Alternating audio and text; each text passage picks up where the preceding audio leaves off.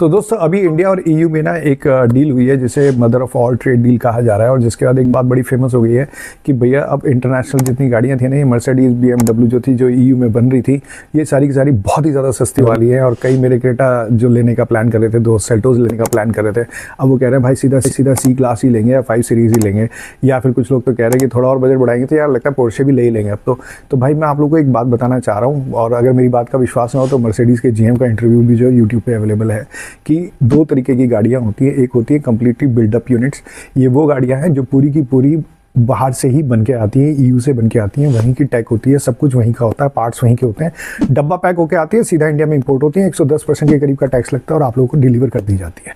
उन गाड़ियों पे टैक्स को कम करने का प्लान है, 40% तक लाने का प्लान है, लेकिन वो भी अगले 5 साल में फेज आउट होगा, 15 से 20% हर साल कम किया जाएगा।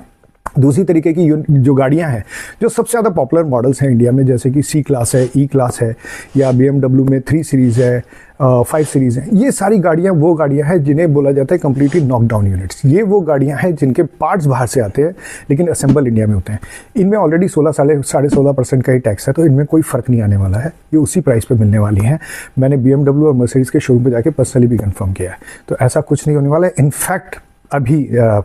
31 जनवरी के बाद से इन्होंने 2-2 लाख रुपए और बढ़ा दिए हैं लगभग हर मॉडल पे। तो प्लीज़ अपना प्लान जो है सोच समझ के बनाना, और अपने हर उस दोस्त को ये वीडियो शेयर करना जो आज भी यही वाली बातें कर रहे हैं कि भाई अब क्रेटा नहीं आएगी, अब तो 3 सीरीज़ ही आएगी।